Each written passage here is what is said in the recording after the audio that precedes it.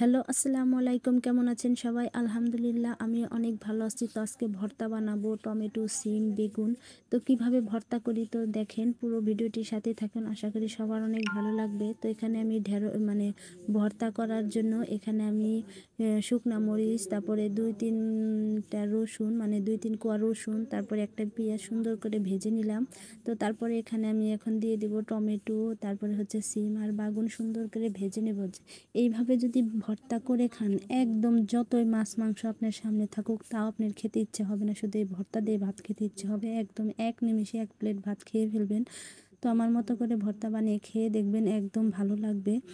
তো তারপর এখানে সুন্দর করে এটাকে সেদ্ধ করে নিতে হবে। আর এখানে এটার মধ্যে আমি একটু হলুদ, একটু মরিচ, একটু ধনিয়ার গুঁড়া, একটু লবণ দিয়ে সুন্দর করে মাখিয়ে সেদ্ধ করতেছি।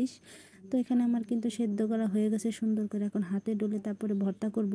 তো বন্ধুরা, আমার ভিডিও আপনাদের কাছে কীরকম লাগলো অবশ্যই কমেন্ট করে জানাবেন। আমার ভিডিও যদি ভালো লাগে অবশ্যই লাইক, কমেন্ট, শেয়ার, ফলো করতে একদম ভুলবেন না। তো আমার ভিডিও তো আমি করে খেয়ে দেখাতে পারি না, কিন্তু আসলে কিন্তু বন্ধুরা অনেক মজা হয়। তো আপনারা দেখলেই বুঝতে পারবেন যে কীরকম রান্নার প্রসেস। তো দেখার মতো, মানে আমার ভিডিও করার মতো কোনো লোক নাই। সবাই ভালো থাকবেন। আল্লাহ হাফেজ। শুধু ভর্তাটা দেখেন।